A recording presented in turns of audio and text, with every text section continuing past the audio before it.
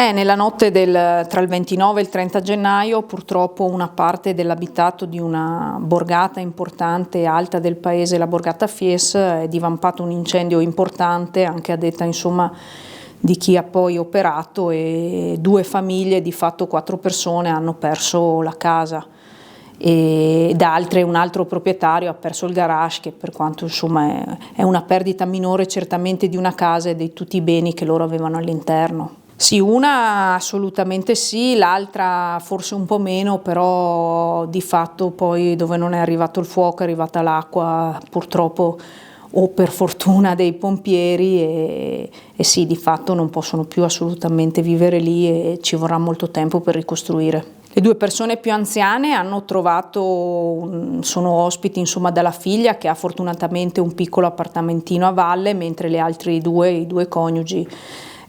sono in affitto nella borgata, hanno preso un appartamentino in affitto anche per stare lì e controllare un po' la casa, perché di fatto è vero che l'area è interdetta, ma non esistono più porte, non esistono più finestre, quindi si sa che alle volte, anche se siamo un piccolo paese sicuro di montagna, può capitare che qualcuno entri e porti via magari quel poco che è rimasto. Se c'è una cosa della quale vado orgogliosa di amministrare un piccolo comune è proprio il fatto della forte solidarietà, della potente solidarietà che si manifesta in queste situazioni.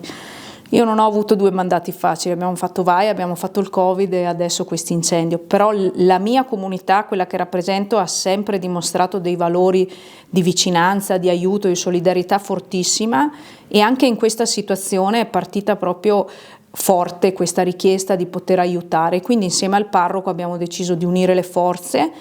e abbiamo aperto una raccolta fondi che ad oggi è oltre i 20.000 euro, dei quali siamo contenti, e poi valuteremo insomma come distribuire le risorse tra le persone colpite. Valle fa poco meno di 2.000 abitanti, siamo in calo demografico, in discesa libera per allacciarsi alle Olimpiadi. È un anno, da oggi è partito il conto alla rovescia, tra un anno ci saranno le Olimpiadi. Collaboriamo col Comune di Cortina molto bene, adesso con qualche difficoltà in più, non nel senso di rapporti, ma l'Unione Montana della Valle del Boite purtroppo è commissariata, quindi è un po' più difficile mettere insieme tutti i sindaci, mentre prima in Unione Montana era un po' più facile. Siamo pronti, ci sono grandi lavori come avete potuto vedere qui vicino al Comune, ci aspettiamo un flusso di persone importanti. E secondo me il territorio non si rende ancora conto dell'importanza di questo evento e comunque dell'indotto che lascerà poi anche nei successivi anni nella nostra vallata. Lo spettacolo delle Dolomiti è una cosa secondo me ineguagliabile. Io ho girato fortunatamente un po' il mondo e quindi speriamo che quando ci saranno le gare a Cortina il tempo sia bello e che tutto il mondo possa insomma invidiarci questi posti e avere poi il desiderio di visitarli, perché è evidente che ad oggi i nostri territori vivono una gran fetta di economia sul turismo.